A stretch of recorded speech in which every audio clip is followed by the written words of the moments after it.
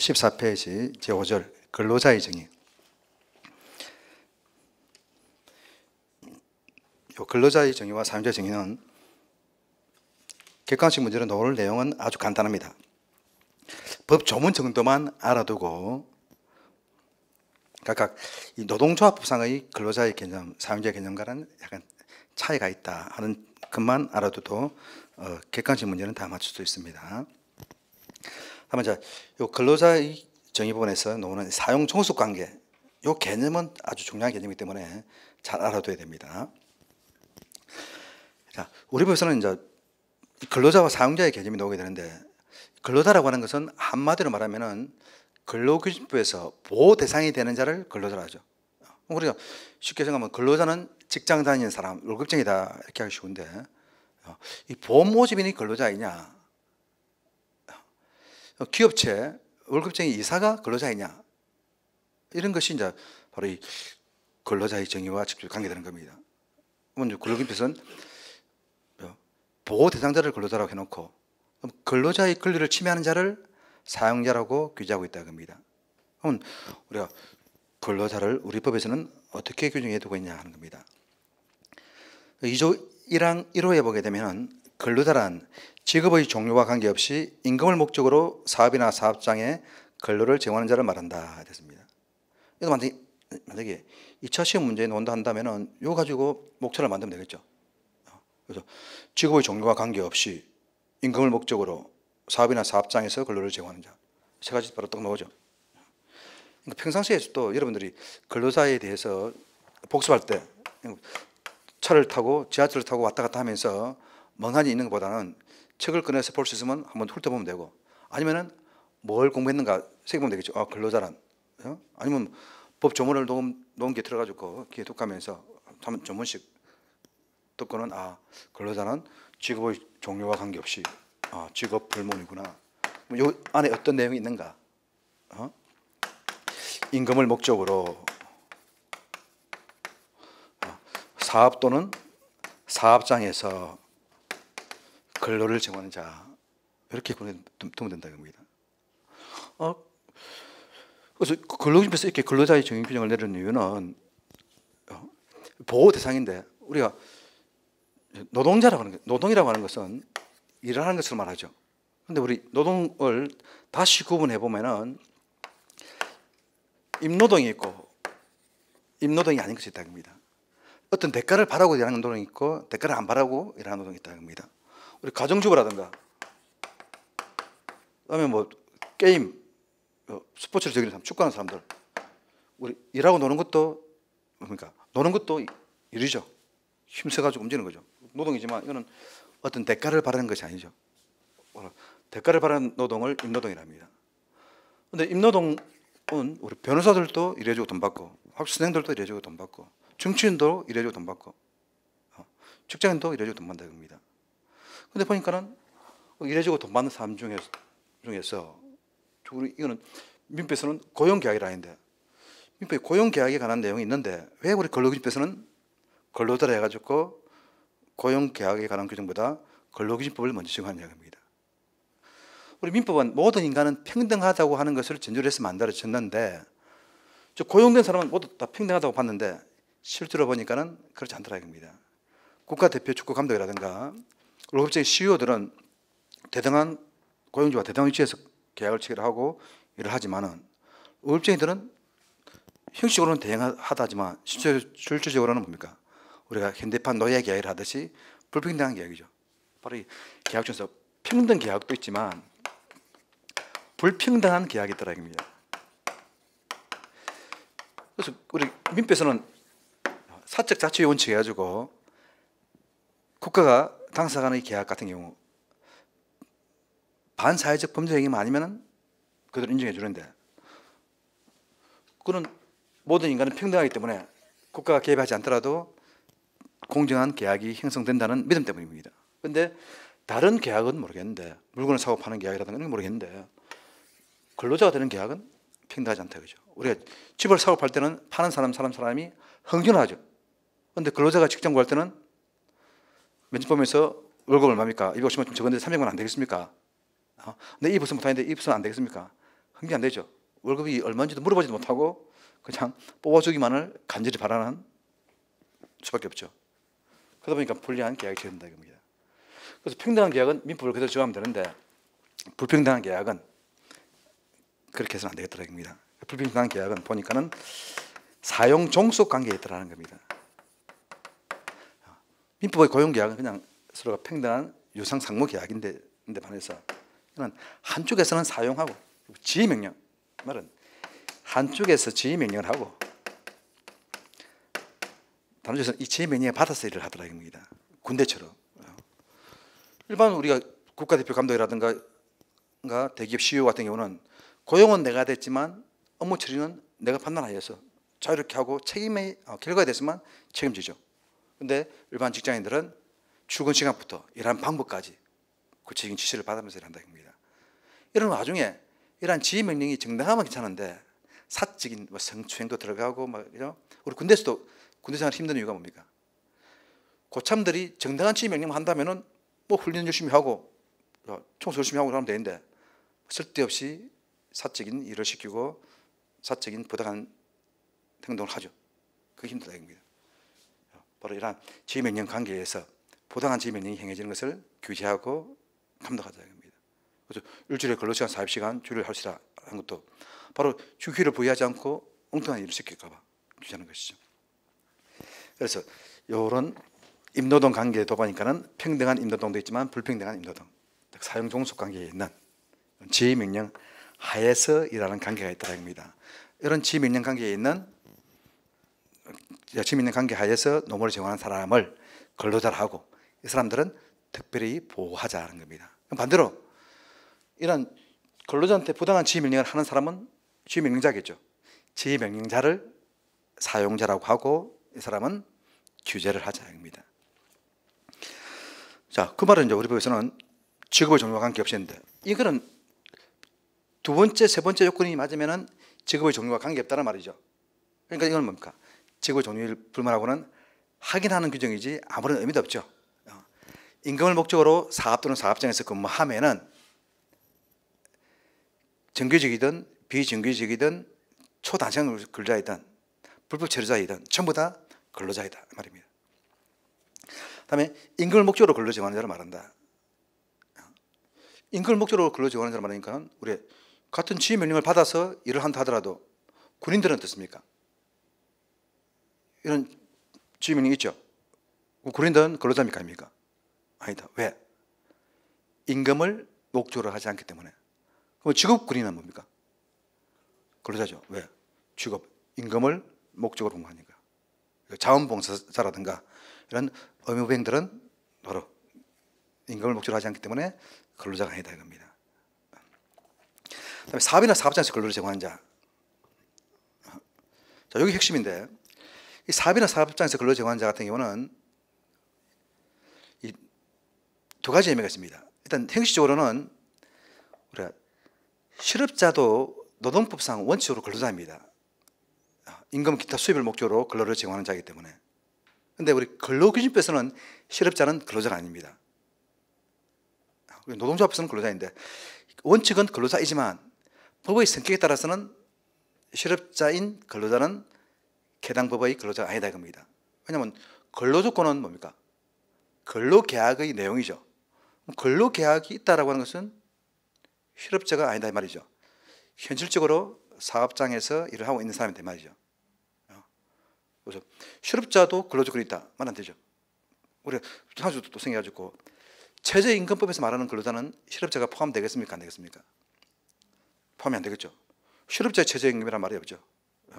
이런 식으로 이제 법에 따라서는 실업자가 포함 안 되는 경우가 있다는 겁니다. 그러나 노동조합법에서는 실업자도 노동단체, 노동조합에 가입할 수 있다 이겁니다. 그렇죠? 된다 이겁니다. 그래서 노동조합법에서는 근로자란 임금을 목적으로 임금, 보수, 봉급, 기타 명칭의 이하를 불문하고 수익을 목적으로 근로를 제공하는 자 됐습니다. 사업이나 사업장에서 이 말이 없죠. 바로 실업자는 노동조합성의 근로자이지만 근로기준법상의 근로자가 아니다라고 하는 것을 형식적으로 구분한 겁니다. 그런데 우리가 임금을 목적으로 근로 제공한다 해가지고 무조건 근로자는 아니다 했죠. 사업장에서 근로한다 해가지고 무조건 근로자는 아니다 겁니다. 핵심 뭐였습니까? 사용종속 관계죠. 우리 법 조문에서는 사용종속 관계를 나타내는 말이 없죠. 이 조문만 보가지고는 잘 알 수 없다 이겁니다. 그래서 학자들은 사용종속 관계가 있어야 한다. 판례도 그렇게 보면서 이 임금 사업이나 사업장에서 근로를 제공한 자 이 말을 사용종속 관계를 의미하는 것이다 이렇게 가지고 억지로 갖다 붙이고 있습니다. 그래서 사업이나 사업장에서 근로를 제공한 자는 형식적으로는 실업자를 지휘한다는 의미지만은 또 다른 한편에서는 바로 사용종속 관계가 인정되는 근로자를 말한다 이렇게 보고 있습니다. 그러면 이 사용종속 관계가 인정되느냐 안 되느냐 하는 것은 어떻게 판단하느냐 하는 겁니다. 한마디로 말하면 지휘명령인데 좀 풀어서 말하면 바로 이거죠. 사용자가 근무시간, 근무장소를 지정하고 근로자가 이에 구속받는지 여부, 출퇴근 시간이 정해진지 여부, 그다음에 노무 제공자가 스스로 비품 원재료나 작업 도구 등을 소유하거나 제3자를 고용하여 업무를 대행케 하는 등 독립하여 자신의 계산으로 사업을 행할 수 있는지, 원자재를 자영업자들은 자기가 가지고 있고 근로자들은 기계 같은 것을 전부 다 넣어주죠. 이런 거. 그다음 노무 제공을 통한 이윤의 창출과 손실을 소리 등 위험을 스스로 안고 있는지, 자영업자들은 위험 부담을 자기가, 근로자들은 회사가 돈을 많이 벌든 적게 벌든 간에 나는 상관없죠. 이런 거. 그다음에 보수의 성격이 근로 자체의 대상적 성격인지 아닌지 여부. 그다음에 근로 제공 관계의 계속성과 사용자에 대한 전속성 유무와 그 정도. 보통 자영업자들은 매번 계약을 해가지고 일회성 노무 제공을 하지만 근로자들은 계속 일정한 기간 동안 하게 되고, 또 자영업자들은 이 회사 저 회사 일을 같이 하지만은 근로자들은 한 회사만 많이 하죠. 그러니까 이런 걸 모두 갖춰야 되는 것이 아니고 이런 요소들이 하나하나 해당되면은 근로자성이 높아가는 것이고 없으면은 낮아진다 겁니다. 그러다 이 근로성이 반상 넘으면은 일정한 수준 넘으면은 근로자, 안 되면 근로자에 들어가겠죠. 그죠?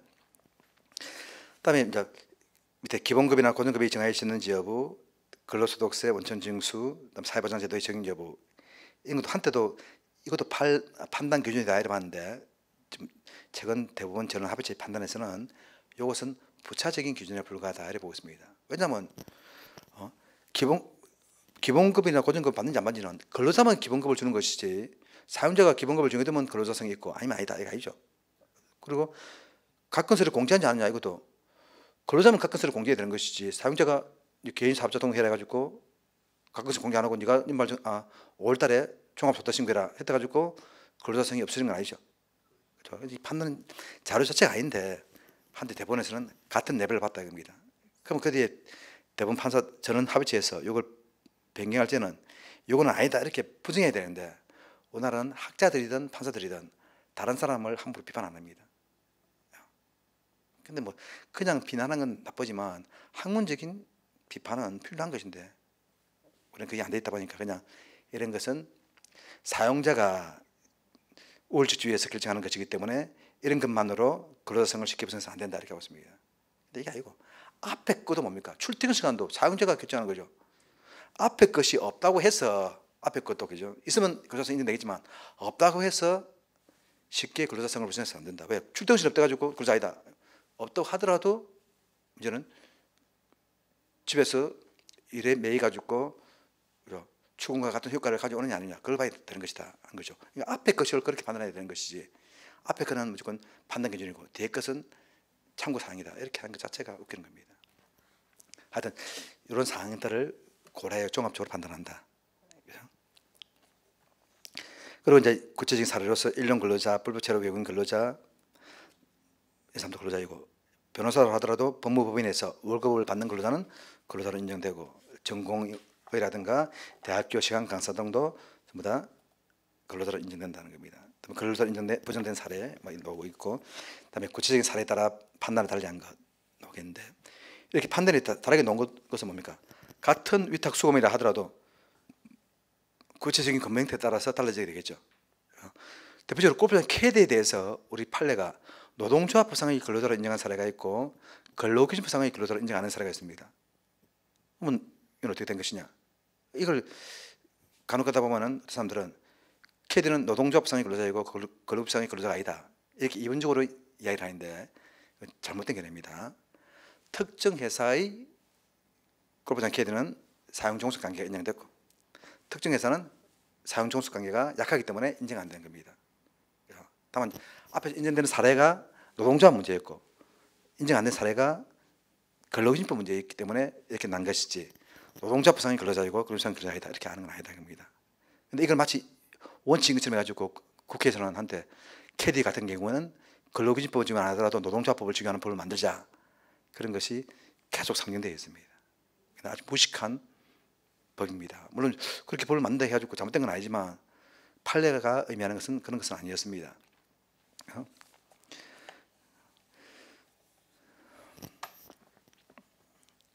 그다음에 사용자의 정의. 자, 사용자는 지휘명령을 하는 자라 했죠. 지휘명령 하는 자.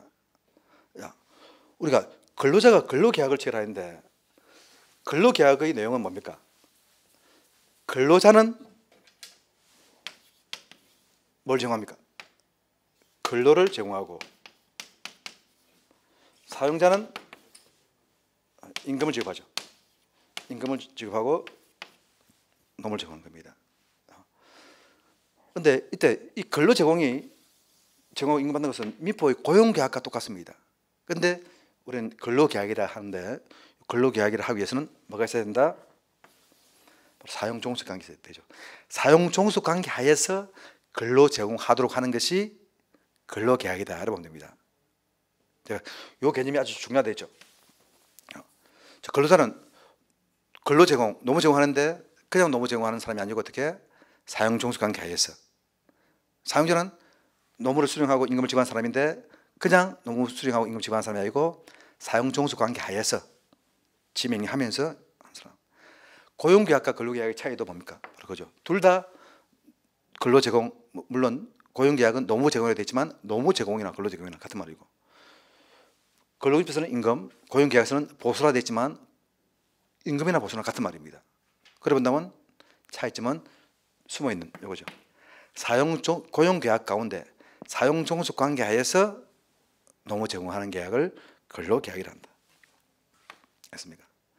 그러면 사용종속관계 하에서 근로 제공한다는 말은 뭡니까? 그냥 고용된 자영업자들은 일만 해주면 땡이지만 근로자들은 지휘명령을 받아서 일한다 그죠? 구체적인 지시명령을 받아서 출근해가지고 이렇게 시키면 시킨 대로 회사의 매뉴얼대로 노무를 제공한다 겁니다. 바로 어떻게 근로계약서 근로 제공한다는 말은 나는 9시에 출근해가지고 오후 6시까지는 당신의 지시를 받아서 노무 제공하겠다. 그러니까 노무 제공하겠다는 것이 아니고 그 말은 뭡니까? 당신의 명령에 따르겠다 그죠? 그것이 바로 근로계약의 내용이 되는 겁니다. 그럼 바로 이렇게 근로자가 근로계약 체결하기에 누구와 근로계약을 체결합니까? 사업주와 근로계약 체결한다 겁니다. 개인 회사면 개인 사업주. 법인 같은 경우는 주식회사, 뭐 삼성, 현대면 현대. 물론 실질적인 계약은 대표이사 누구겠지만. 그리고 실제로 출근해가지고 어떻게 개인회사 사장, 사업주의 지시를 받고 주식회사 같은 경우는 누구의 지시를 받습니까? 대표이사의 지시를 받죠. 대표이사. 사업주가 지시를 하니까 사업주를 규제할 필요가 있다 이겁니다. 법인 같은 경우는 누가 지명령을 합니까? 대표이사가 지명령을 하니까는 대표이사도 규제할 필요가 있다 이겁니다. 니도 사용자, 니도 사용자. 큰 회사는 대표이사가 직접 지명령을 하는 것이 아니고 부장과장한테 일정한 권한을 위임해가지고 지명령을 하죠. 부장과장도 규제할 필요가 있죠. 부장과장도 사용자. 그래서 우리 근로기준법에서는 사용자의 범위를 뭐라고 해놓습니까? 사용자란 사업주, 개인회사 같은 경우는 개인 사업주, 법인 같은 경우는 법인 자체죠. 법인 자체. 사업 경영 담당자. 개인회사는 개인 사장이 사업주 동시에 사업 경영 담당자겠지만 법인 같은 경우는 법인의 대표이사라든가 이사, 즉 사업 경영 담당자는 뭡니까? 사업주로부터 포괄적으로 권한을 위임받은 사람이겠죠. 모든 권한을 위임받아가지고 당신이 알아서 하시오. 그 다음에 그 밖에 근로자에 관한 사항에 대하여 사업주를 위하여 행위하는 자. 쉽게 말하면 중간 관리층이죠. 쉽게 그냥 사장과 중간 관리층은 사용자이다 이렇게 표현하면 되는데 법에서는 이렇게 좀 용어를 정의한답시고 사업주, 사업 경영 담당자, 근로자에 관한 사항에 대하여 사업주를 위하여 행하는 자 이렇게 나눴습니다. 세 번째 이 말에서도 근로자에 관한 사항에 대하여 사업주를 위하여 행하는 자가 되었지만 사실 사업 경영 담당자도 뭡니까?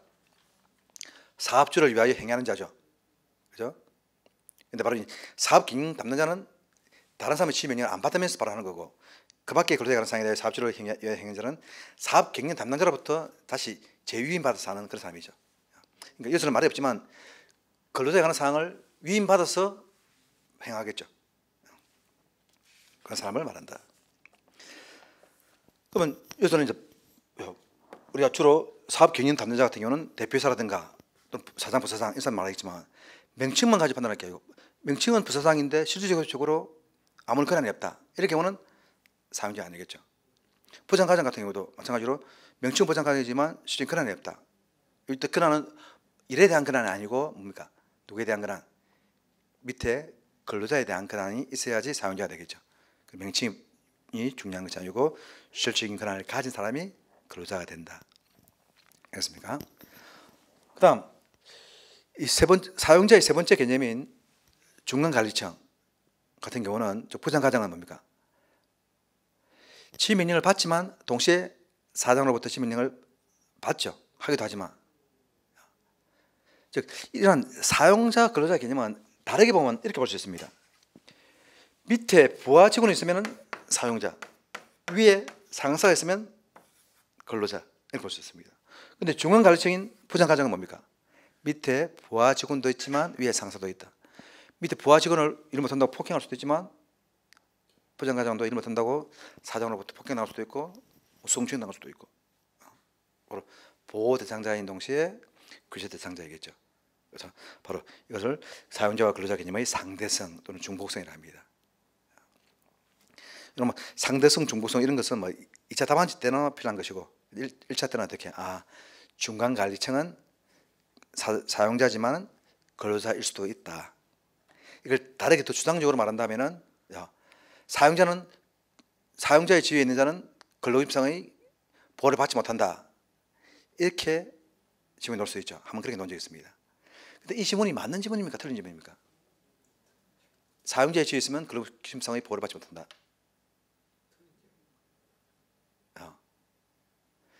이런 지문 놓으면 이게 애매한 겁니다. 이게 틀린 지문은 놨는데 틀린 지문은 왜? 사용자의 지위에 있더라도 근로임상 받기 때문에. 근데 부장과장이 근로임상의 보호를 받는 것은 뭡니까? 사용자의 지위 때문에 보호받는 게 아니죠. 그러니까 사용자의 지위에 있는 자도 보호받으라면 말이 안 되지. 그렇지? 이런 문장들은 아주 애매모호한 문장이기 때문에 어떻게 생각하냐에 따라서 답이 맞을 수도 있고 틀릴 수도 있습니다. 강의할 때는 그런 말 하면은 중간관리청을 의미하는 것이구나 이렇게 알겠지만 문장으로 해가지고 이 지문이 맞냐 틀리냐 하면은 부장, 과장도 근로자의 지위를 가지기 때문에 근로임상의 보호를 받는 것이지 사용자의 지위 때문에 보호받는 건 아니죠. 그죠? 근데 실제 시험 문제에서는 그런 지문들이 나오게 됩니다. 올해 대학 입시 수능 문제에서도 국어 문제 보니까 국어 문제인지 어떤 문제 보니까 말이 좀 애매한 부분이 과학 문제구나 있었다는 겁니다.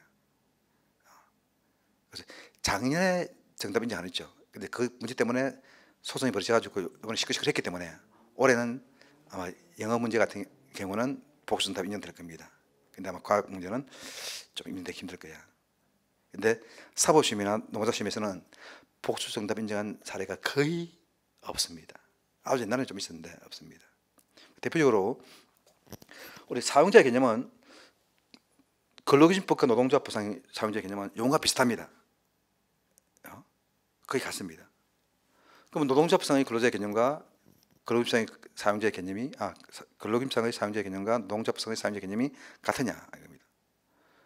이 둘은 같지 않습니다. 왜냐하면 근로기준법에서는 사용자를 규제하는 목적이 뭡니까? 근로자의 권리를 침해하기 때문에 사용자를 규제하죠. 근로자의 권리를 침해할 지위에 있는 자 어떤 자입니까? 지휘명령권을 가진 자죠. 지휘명령권이 있으니까는 그걸 침해할 수 있지. 지휘명령권이 없으면은 침해하지 않죠. 왜요? 동료 직원끼리 성추행하는 것은 집단 성희롱 아닙니다.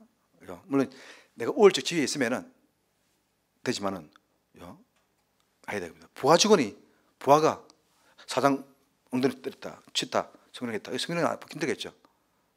물론 이제 어떤 사장은 바지 사장이고 부장이지만 실권자다. 이럴 경우는 뭐 엉덩이 맞이 때라면 성명이 되겠지만 마찬가지로 일정한 지민이권을 가진 자가 사용자다 이겁니다.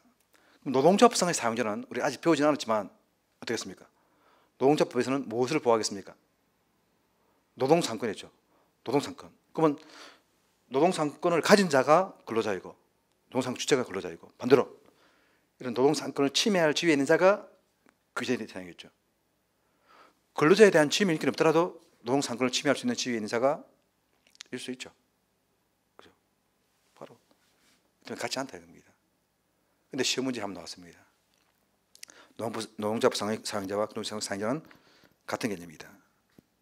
틀려야 되는데 맞는 질문으로 나왔습니다. 복수는 인정 안 됐습니다.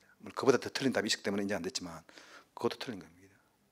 각 교과서에서도 이 둘은 같은 개념이 아니다 이렇게 나와 있습니다.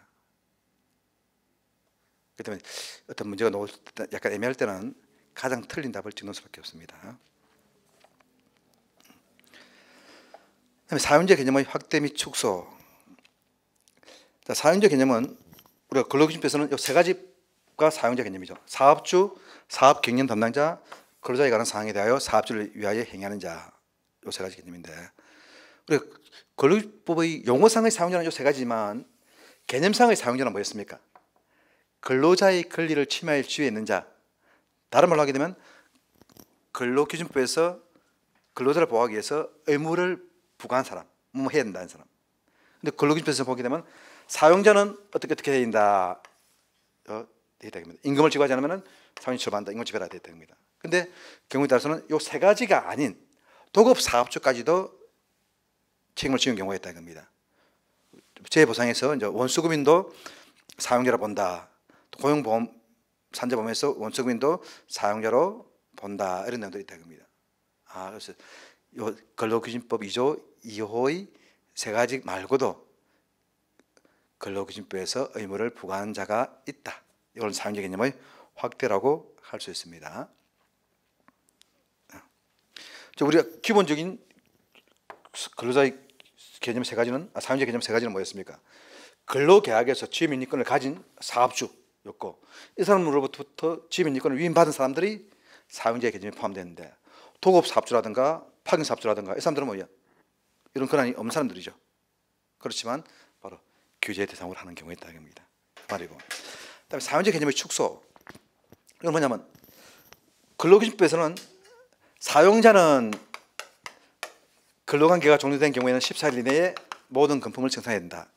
임금이나 퇴직금 다 지급해야 된다. 이렇게 됩니다. 그러면 14일 이내에 지급하지 않으면 사용자가 처벌받게 되겠죠. 그럼 내가 회사를 그만뒀는데 14일이 지나도 퇴직금을 지급하지 않았다. 이럴 때 사용자가 처벌받는데 구체적으로 누가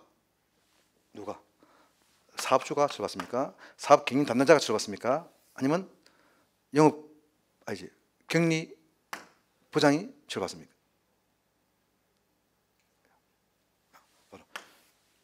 이 임금 처벌에 대한 처벌 목적이 뭐겠습니까? 임금 안 주면 감옥 간다, 그죠? 누구한테 감옥 간다 해야 되겠습니까? 임금 지급 권한을 가진 사람이겠죠.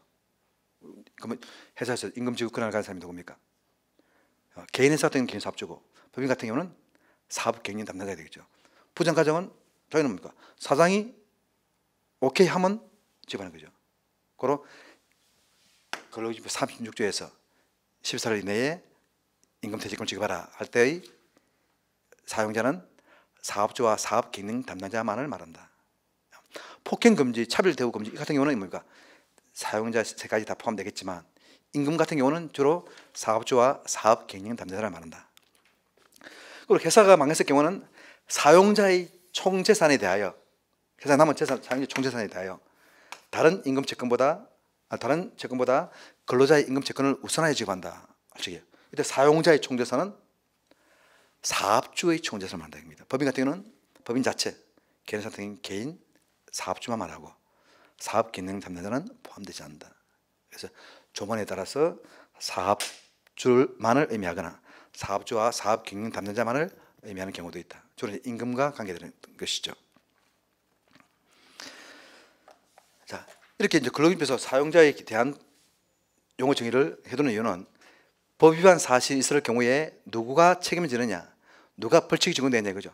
그래서 임금처벌을 하게 되면 아까 얘기했던 것처럼 사업주와 사업경영 담당자가 책임지게 되고, 폭행 같은 경우는 폭행한 사람이 부장과장이면 부장과장이 행위자로서 처벌받게 되겠죠. 그죠? 바로 처벌받게 되고, 또 사업주의 지위에 있는 사용자는 어떻게 관리 의무를 다하지 못했을 경우에는 벌금형에 부과되죠.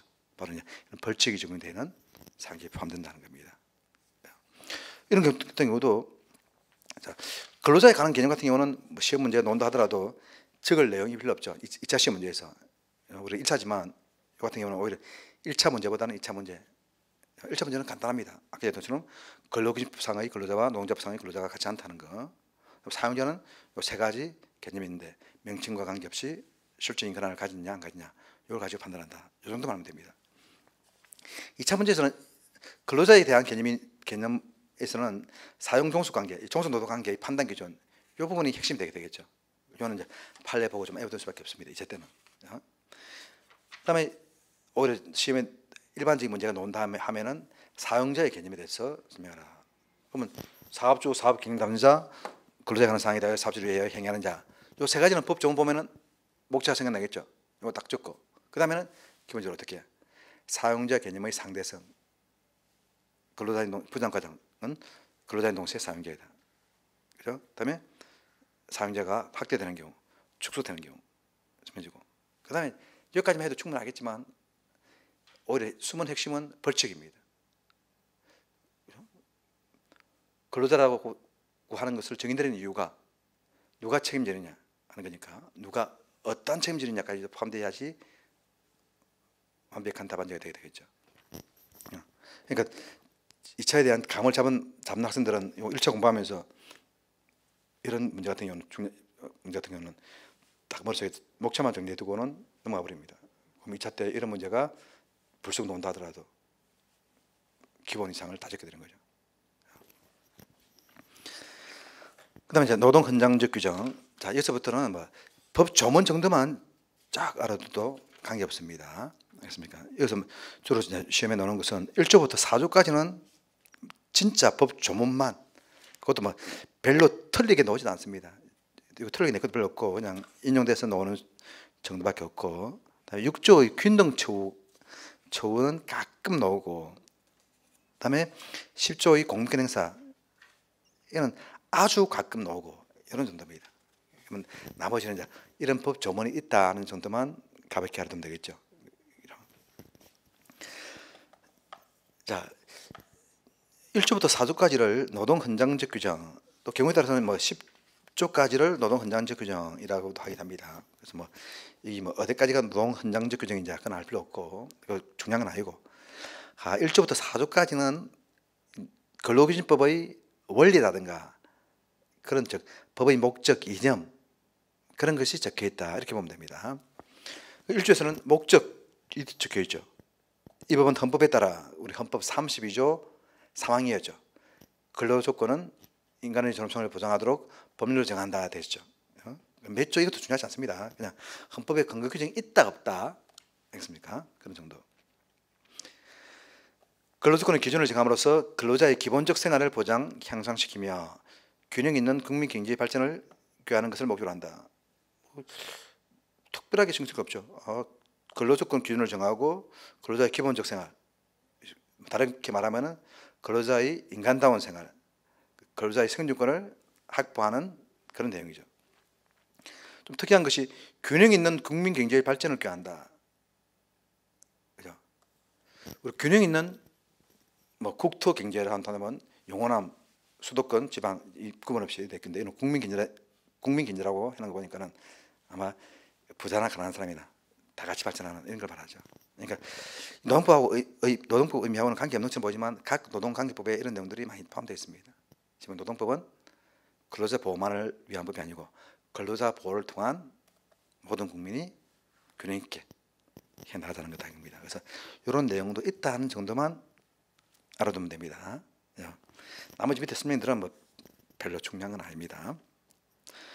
다음에 2조의 3조에 우리 2조는 요도 이제 몇 주에 어떤 것이 있는가는 알 필요 없지만 대충 전체적인 아웃라인을 머릿속에 그려두면 됩니다.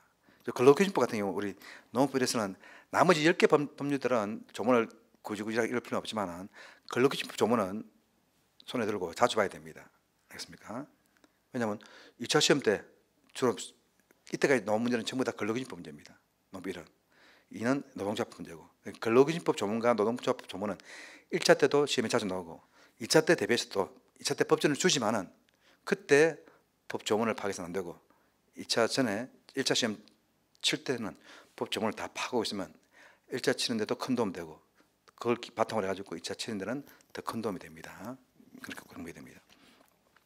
우리 조문을 그냥 무조건 볼 게 아니고 전체 틀을 총칙에는 대충 어떤 내용들이 있고 2장에는 근로계약에 관한 내용인데 어떤 식으로 되어 있고 이렇게 알면 됩니다.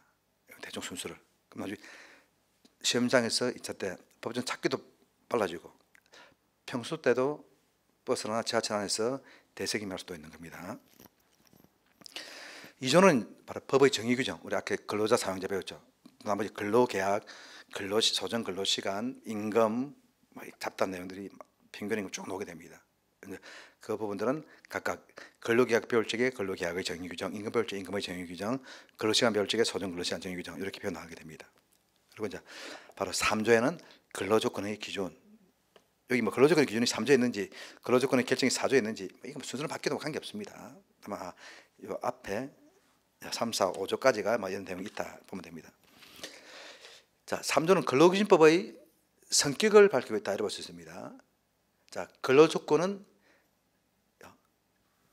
최고 기준은 표준 기준이 아니고 최저 기준이다 이거죠.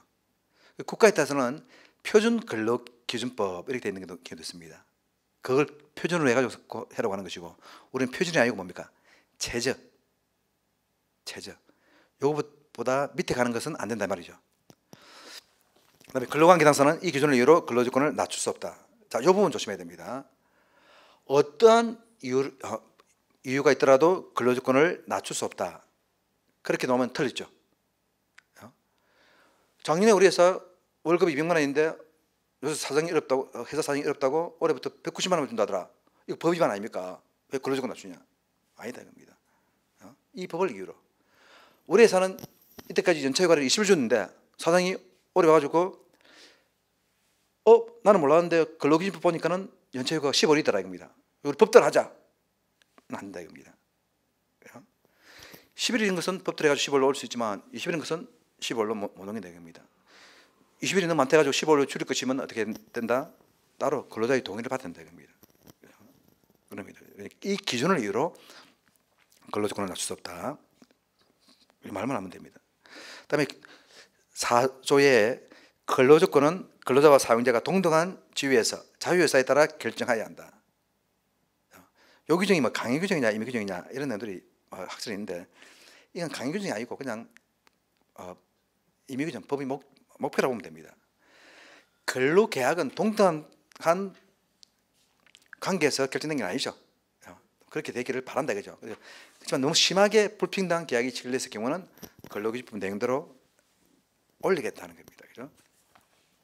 그다음에 5조 근로자와 사용자는 각자가 단체배약 지역규칙 근로계약을 지키고 성실하게 이행할 의무가 있다.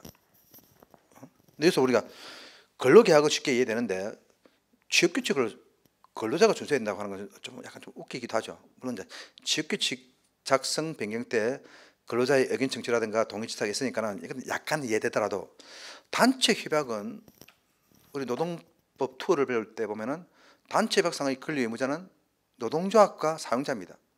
그런데 근로자 보고 준수라고 하는 것은 법 이론적으로 안 맞습니다. 다만 이제 이 입법자의 의미를 대충 보면은 근로계약을 내가 체결했다 하더라도 이 근로계약 내용대로 내 근로조건이 되는 것이 아니고 단체협약과 지역규칙에 의해서 내 근로계약이 영향을 받습니다. 그래서 내가 지켜야 될 것은 단체협약 지역규칙에 의해서 변경된 근로계약이지 단체협약은 아니죠. 근데 이제 그걸 영향받는 것을 생각하고 단체협약도 이행할 의무가 있다 이렇게 한 것 같습니다. 법적으로는 올바른 말은 아닙니다. 이런 조문이 있다. 요 5조까지는 벌칙 규정이 없습니다. 근로기준법이 무엇이고 근로기준법이 어떤 원리에서 운영되기를 바라고 있는지 이걸 밝힌 것에 지나지 않는다는 겁니다. 일종의 원칙 선언이죠. 그래서 볼 수 없고, 우리가 근로기준법은 뭡니까? 근로자 인간다운 생활, 생존권을 구체적으로 확보한 법이다 할 적에 구체적으로 확보한 실질적인 내용은 6조부터 시작되게 됩니다. 6조부터. 근데 역설적에도 우리 근로조건이라고 한다면 임금이라든가 이런 부분이 아주 중요할 것인데 6조에 중요한 것이라고 딱 내놓은 것이 균등처우죠. 이건 아마 우리 현대인들 같은 경우는 최저임금이 문제가 아니고, 최저임금도 좀 불합리하지만 더 기분 나쁜 건 뭡니까? 차별이겠죠. 내가 일한 만큼 받아야 되는데 내보다 일 못한 사람이 내보다 더 돈을 많이 받고 내보다 성적이 빠르다라면 이건 뭡니까? 상대적 박탈감도 문제가 되죠. 그런 의미에서 6조를 제일 먼저 내세우지 않았나 그렇게 보여집니다. 6조에 이제 균등처우 해가지고, 사용자는 근로자에 대하여 남녀의 성을 이유로 차별적 대우를 하지 못하고 국적 신앙 또는 사회적 신분을 이유로 근로조건에 대한 차별적 처우를 하지 못한다 됐습니다. 이것도 2차 때 놓을 수 있는 주제이기 때문에 이 법 조문을 암기할 수 있어야 됩니다. 근데 이 법 조문 암기해 가지고 법 조문 내용을 그대로 달달달 암기하는 말은 아닙니다. 어차피 법전을 주는 거니까 이걸 기본적으로 쪼갤 수 있어야 된다 이겁니다. 당연히 이거는 쉽게 쪼개겠죠. 자, 6조 보니까는 4가지 사유를, 차별 금지 사유가 4가지 놓아 있죠. 금지 사유. 이걸 미리 시험장에서 암기하고 있지 못하다가 시험장에서 보고 봤더만은 남녀가 나오고 국적 나오고 신앙이 나오고 사회적 신분이 나오더라. 이렇게 목차를 잡았다가는 그 다음 내용이 막막해집니다. 그러니까 법전을 안 보고도 평상시에도 남녀, 국적, 신앙, 사회적 신분 요 4가지를 차별금지 사유로 하고 있더라.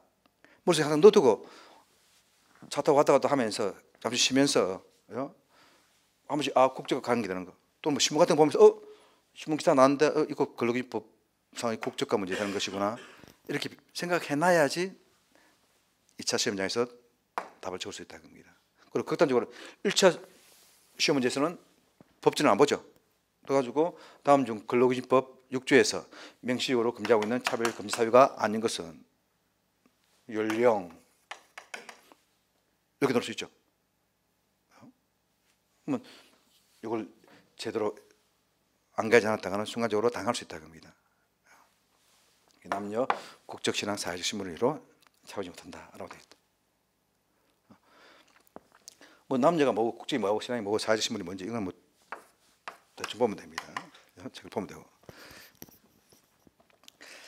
그다음에 이제 이 4가지 사유를 이유로 해가지고 근로조건에 대한 차별을 금지하고 있다.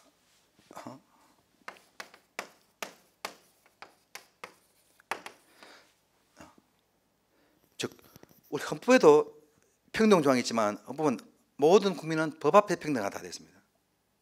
모든 분야에서 평등을 벌이고 있는데 우리 근로기준법은 헌법처럼 그만하게 모든 분야 이걸 다루는 건 아니죠. 근로기준법에서 다루는 건 뭡니까? 근로기준이죠. 근로기준, 근로조건에 대해서는 차별하지 말아야 합니다. 다른 차별은 없다는 겁니다. 그러면 근로조건에 대한 차별을 금지니까는 그럼 근로조건이 무엇이냐 문제가 되는데, 쉽게 말해서 임금, 근로시간 다 근로조건이 되는 겁니다. 문제가 되는 것은 고용에서의 차별이 근로기준법 6조 위반이냐, 해고에서의 차별이 근로기준법 6조 위반이냐 이겁니다. 여성인 것을 여러 고용할 때 모집해서 차별했다. 정리해고 할 적에 여성 근로자를 먼저 정리해고했다. 이것이 근로조건의 내용에 포함되면은 이는 6조 위반이고, 근로조건의 내용에 포함 안 되면은 다른 조문은 모르겠지만 근로기준법 6조 위반은 아니죠. 그럼 고용이 이제는 근로조건이냐, 해고가 근로조건이냐 하는 겁니다. 우리가 일반 상식적으로 본다면 뭡니까? 전부 다 근로조건이죠. 그런데 결론적으로 고용은 근로조건이 아니고 해고는 근로조건이다. 왜 이런 결론이 나오냐면은 근로기준법이 보호 대상으로 삼는 사람은 누굽니까? 실업자가 아니고 근로자죠. 언제부터 근로자의 지위를 가지게 됩니까? 취업하고 근로계약을 하고 난 뒤에. 고용에서의 차별은 근로계약 체결 전의 차별입니까? 체결 후의 차별입니까? 체결할 때, 체결 전이죠. 체결 안 됐죠. 차별적으로 채용이 안 돼버렸죠. 되기 전에 된 겁니다. 해고는 뭡니까? 근로자의 지위를 상실했지만은 근로자일 때 상실됐죠. 차별받았죠. 그래서 포함되고 고용은 포함 안 된다는 겁니다.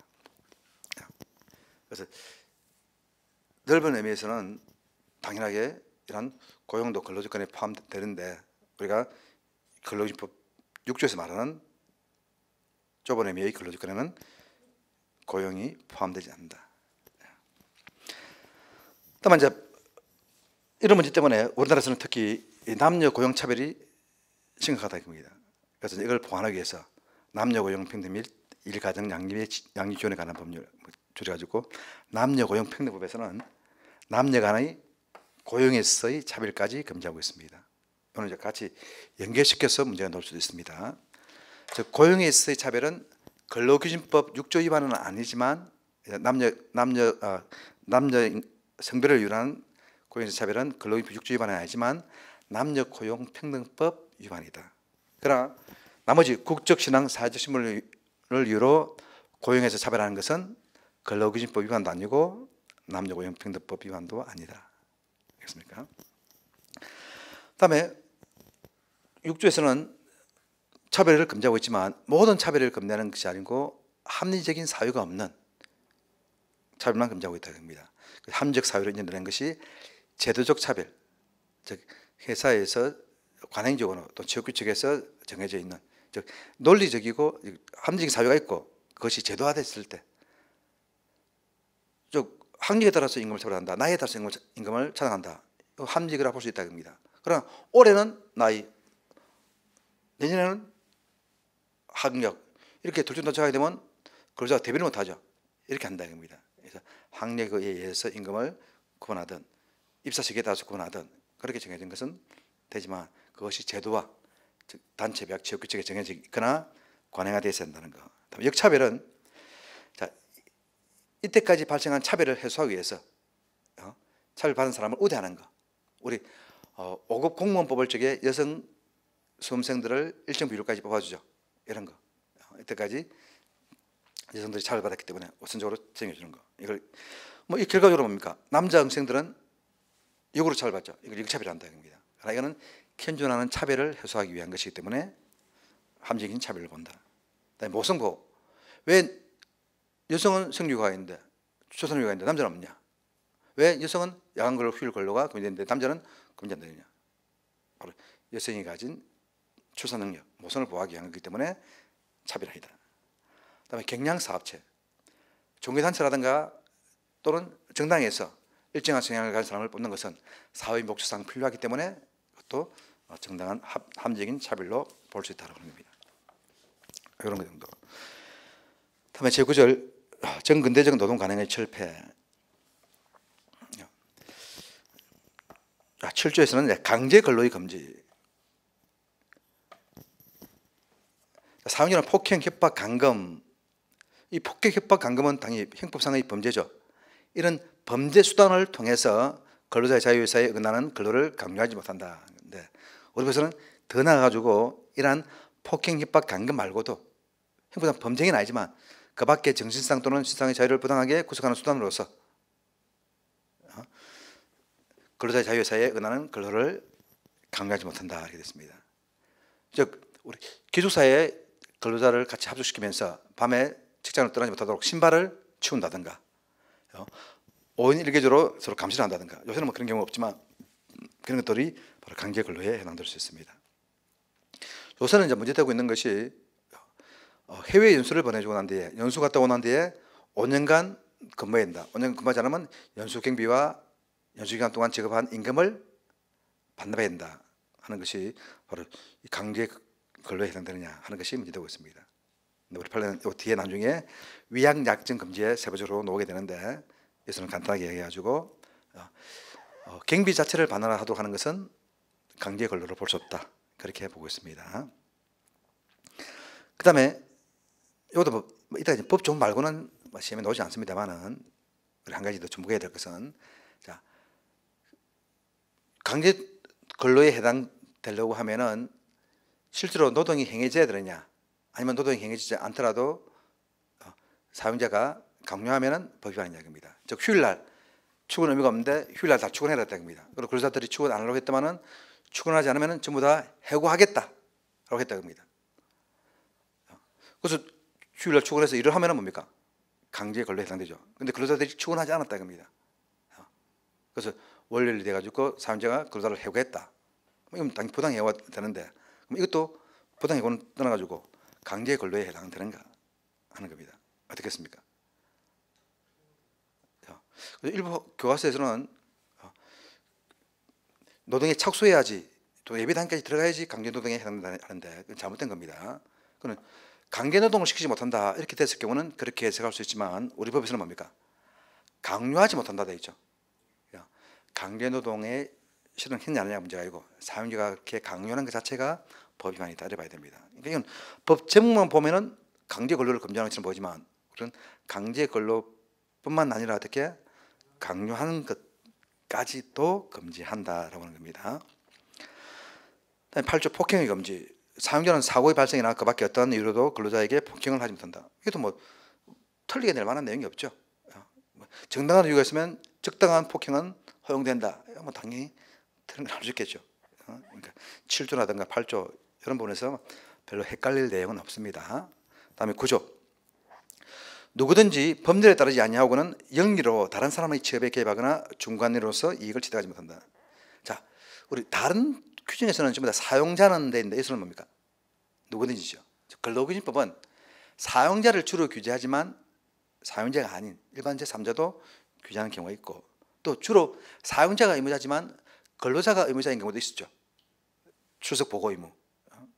그러니까 이것도 일반론적으로 틀을 문제를 낸다면 규제 의무자는 사용자뿐이고 근로자는 해당되지 않는다. 사용자만 규제하고 있다. 아니죠. 주로 사용자를 규제 대상으로 하지만 근로자 보호를 위해서 제3자 또 이런 법의 실효성을 확보하기 위해서 근로자한테 의무를 부과하는 그런 것도 있다 겁니다. 연기로 다른 사람의 취업에 개입한다고 하는 것은 직업 소개를 해주는 걸 말합니다. 직업 소개를 영리로 하는 건 안 된다 겁니다. 그럼 비영리로 하는 것은 어떻게 된다? 법 위반 아니다 그죠? 돈 받고 하는 건 안 된다는 거죠. 다음에 중간에서 이익을 취하지 못한다. 이거는 근로자 공급 사업, 근로자 파견 사업을 말합니다. 그래서 근로자가 직접 내가 학교에 청소부로 취업하면 월급 100만 원 받을 것인데 파견 회사를 통해서 가게 되면 어떻게 합니까? 파견 회사에서 자기들 수수료를 떼겠죠. 운임이 떼겠죠. 그러니까 근로자 임금이 착취당한다 이겁니다. 이것은 허용되지 않는다. 다만 우리 법에서는 절대적으로 금지하는 것이 아니고 뭡니까? 법률에 따르지 아니하고는 이랬으니까 법률에 규정이 있으면 가능하다 그죠? 그래서 직업 소개도 직업안전법에 의해서 행정관청의 허가를 받은 직업 소개는 허용된다. 그 다음에 근로자 파견 사업과 근로자 공급 사업도 노동부 장관의 허가를 받은 경우에는 가능하다는 겁니다. 그 다음에 국민권 보장. 자, 10조에 사용자는 근로자가 근로시간 중에 선거권, 그 밖의 공민권 행사 또는 공의 직무를 집행하기 위하여 필요한 시간을 청구하는 경우 청구하면 거부하지 못한다. 이건 이제 공민권이라든가 공의 직무, 국민으로서의 권리 의무를 수행하는데 근무 시간이 중복돼 버렸다 겁니다. 그럼 근무 시간에 가지 말아야 하게 되면 투표도 못하고 예비군 훈련도 못하고 이런 경우가 있게 되겠죠. 그래서 근로자가 직장을 다니더라도 국민으로서의 기본적인 권리 의무를 이행할 수 있도록 사용자한테 이 시간을 보장하도록 한 겁니다. 그럼 여기서는 이제 선거권 그 밖에 공민권이 되는데 공민권은 국민으로서의 권리를 의미하는데 여기서는 선거권밖에 안 나와 있죠. 그래서 이제 선거권뿐만 아니라 투표권이라든가 또 피선거권까지도 포함한다. 그래서 뭐 지방선거라든가 국회의원 선거, 대통령 선거 때 투표를 하는 시간을 보장해 줘야 되고 또 내가 입후한다면 선거 운동 시간도 보장해 줘야 된다는 겁니다. 그다음에 공의 직무는 국민에서의 의무를 말합니다. 민방위 훈련, 예비군 훈련, 병력 군 입대 이런 것 등을 의미하고, 그다음에 각종 행정위원회의 위원, 그런 말한다. 그래서 조심해야 될 것은 근무 시간 중에 노동자 활동이라든가 정당 활동은 포함되지 않는다. 우리 즉 조심해야 될 것은 요거죠. 공의 직무는 요 공입니다. 요 공의 직무. 우리가 공공의 저가 저게 공공, 국가 이 말이고, 요 공은 집단, 사회 이런 말입니다. 사회적인 일, 즉 노동조합 일이라든가, 정당은 국가기관입니까 아닙니까? 정당은 국가기관 아니죠. 정치단체에 불과하죠. 다만 정치단체로서 민주주의 국가에서는 정치단체에 대해서 특별하게 보호하고 있는 것이지 이 공이지 그의 공적인 아니다 겁니다.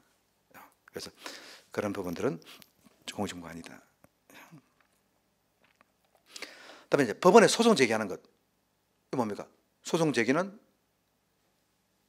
내 이익을 침해받아서 제기, 내 권리 구제를 받기 위한 것이죠.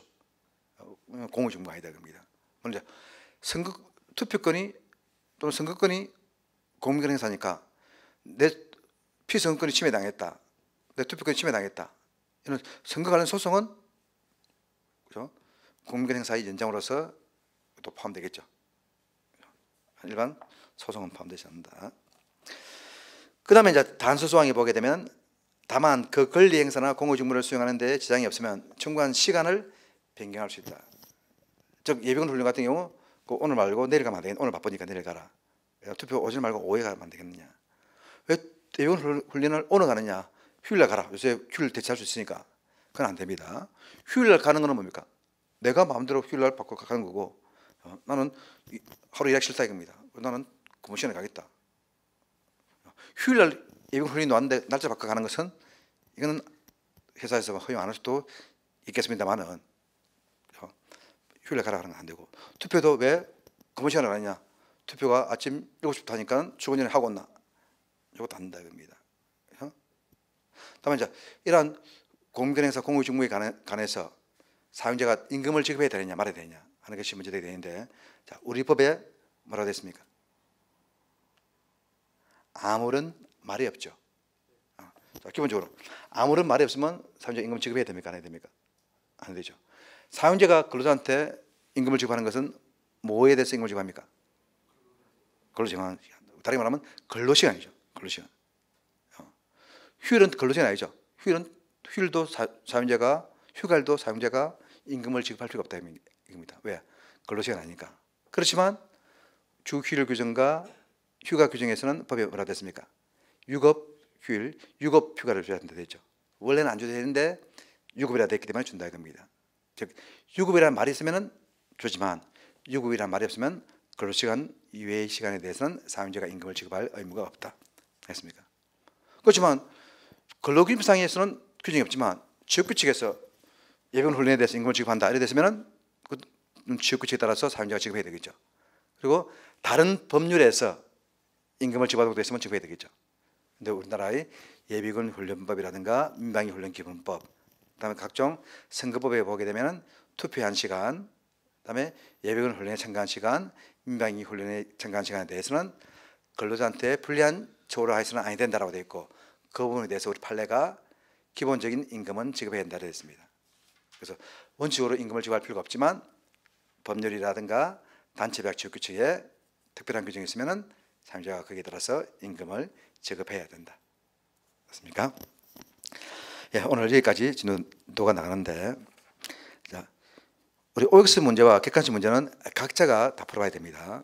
근데 이 문제를 언제 푸느냐? 다 끝나고 풀면 안 됩니다. 바로 그날 그제 다 풀어야 됩니다. 그래야지, 즉 최소한 우리 학습 심리학 측면에서 본다면은 72시간이 지나기 전에 다시 복습을 하는 것이 제일 낫습니다. 72시간 지나면 기억력이 팍 떨어지고, 그리고 24시간 지나도 조금씩 떨어집니다. 그래서 복습은 최대한 빨리 하는 것이 좋습니다. 그 다음에 우리 다음 주에 이제 근로계약에 대해서 하는데, 이 부분도 그냥 강의에 들어온 것과 책을 한번 읽고 들어오는 것은 큰 차이가 납니다. 안 되면은 최소한 해당되는 부분의 법 조문이라도 한 2번 읽어보고 오는 것이 제일 낫습니다. 예, 다음 주에 보도록 하겠습니다.